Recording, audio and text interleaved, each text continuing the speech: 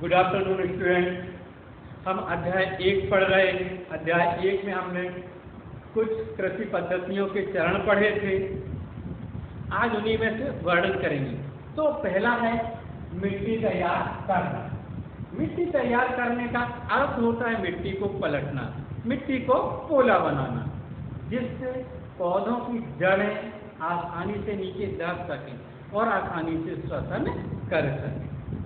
मिट्टी को पोला बनाने से केंचुए और सूक्ष्मजीव को वृद्धि करने में सहायता मिलती है।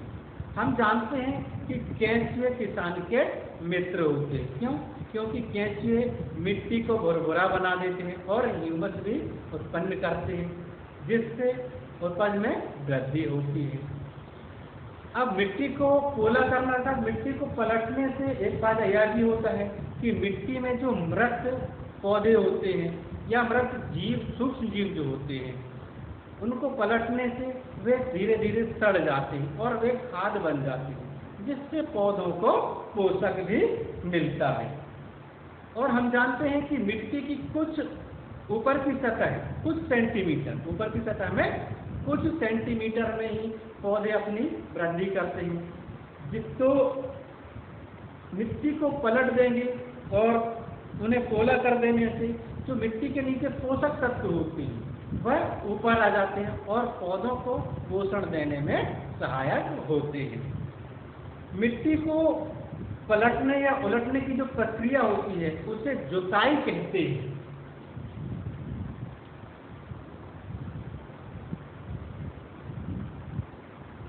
इसे हल चलाकर भी किया जाता है,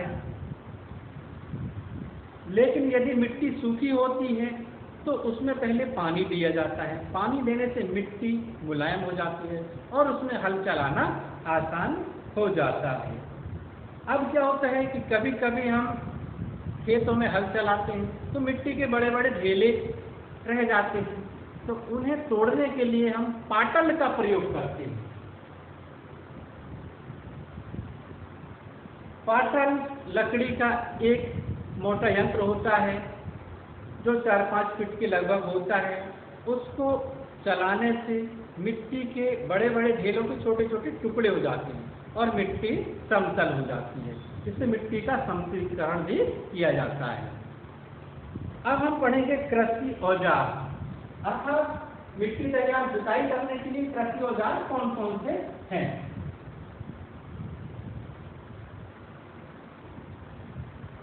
कृषि औजार में पहला है हल।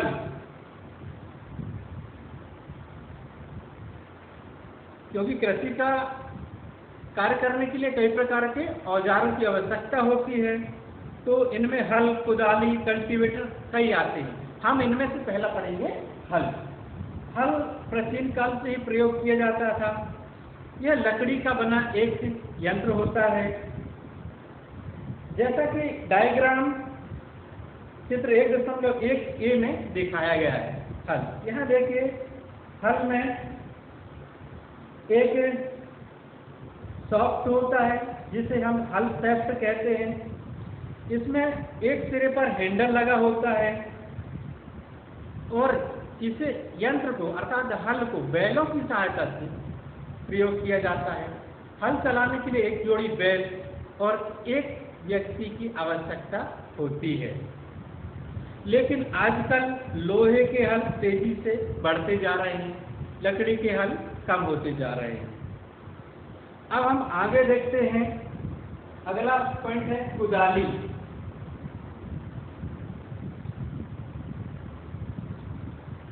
कुदाली का डायग्राम चित्र जो है 1.1b में दर्शाया गया है। जानते हैं क्या होती है कुदाली? कुदाली एक सरल औजार है। इसका प्रयोग खरपतवार निकालने के लिए, मिट्टी को पोला करने के लिए किया जाता है।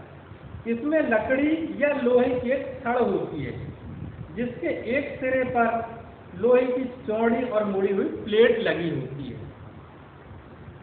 इस प्लेट का कार्य यह होता है कि जिस प्रकार हल में जुताई होती है उसी प्रकार इसमें होता है, लेकिन यह ब्लेड का कार्य करती है। इसका दूसरा सिरा पशुओं द्वारा किया जाता है। कुदाली का एक छोटा रूप भी होता है जिसका उपयोग मनुष्यों द्वारा भी किया जाता है। इसके आगे पढ़ेंगे हम कल्टीवेटर।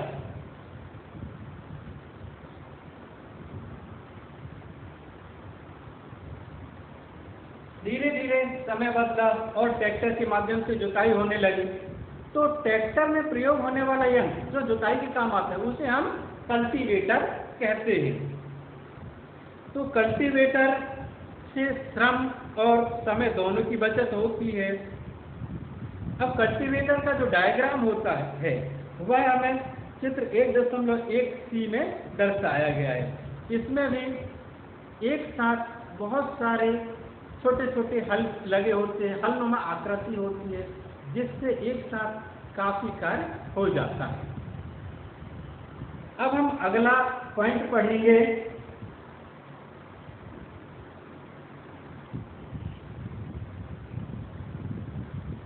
हम इसके आगे पढ़ेंगे बुआई।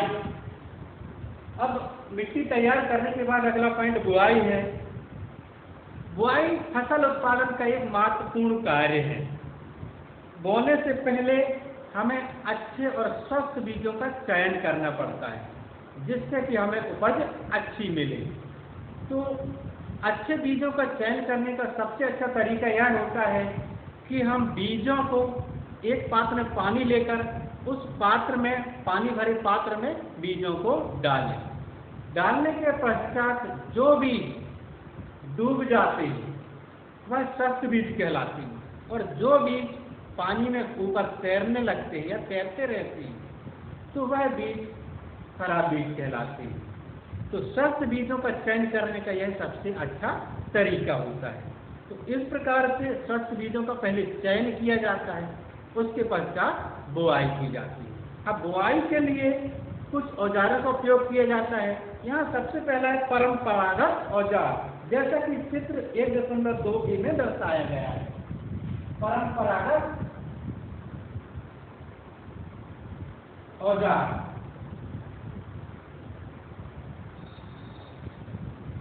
चित्र 1.2 में दर्शाया गया है कि बुआई के लिए ये जो यंत्र प्रयोग किया जाता है इसमें एक पृथक एक कीप होती है जो हल के साथ ही जुड़ी होती है, और उस कीप के साथ एक छोटा पाइप लगा होता है जो हल के निचले भाग तक जाता है। उस कीप में हम बीज थोड़ा थोड़ा करके डालते जाते हैं और हल चलता जाता है।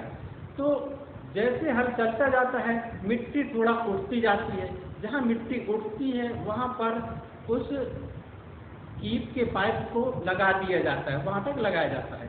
तो जैसे बीज गिरता है उसके बाद हल आगे बढ़ जाता है और मिट्टी से वह बीज ढक जाता है। तो इस तरीके को हम परंपरागत तरीका कहते हैं। इसके लिए 2 व्यक्तियों की आवश्यकता होती है। इसमें एक व्यक्ति हल चलाता जाता है और दूसरा व्यक्ति कीप में बीजों को डालता जाता है। इसके पश्चात आता है दूसरा तरीका जिसका नाम है सीड ड्रिल।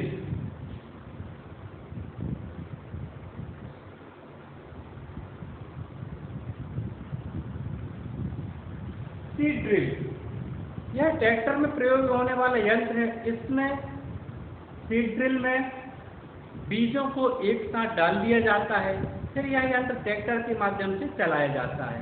इसमें भी कीप लगी होती है और उसके साथ कुछ पाइप लगे होते हैं जिससे बीज पाइप में गिरते जाते हैं और जुताई के साथ साथ इसमें भी बुआई होती जाती है, जैसा कि चित्र 1.2b में दर्शाया गया है। इसकी विशेषता यह है कि इसमें बीज एक समान दूरी पर बो जाते हैं और एक समान गहराई पर भी होते हैं, जिससे कि आसानी से बीज ढक जाते हैं और पशु पक्षी इन्हें नहीं खा पाते हैं। अब धान की फसल होती है, तो धान की फसल के लिए जब हम बुआई करते हैं तो धान की फसल के लिए एक बुआई और होती है जिसको हम रोपण कहते हैं या रोपाई विधि कहते हैं। रोपाई विधि के लिए पहले बीजों को एक ही स्थान पर एक साथ लगाया जाता है और उन बीजों को इस प्रकार लगाया जाता है कि वे एक निश्चित दूरी पर रहें। तो पहले उनका एक साथ रोपण एक साथ लगाया जाता है, फिर उन्हें कुछ समय के पश्चात निकाल करके खेतों में अलग अलग उनका रोपण किया जाता है। तो बुआई का एक तरीका यह भी होता है। आज के लिए इतना ही काफ़ी है।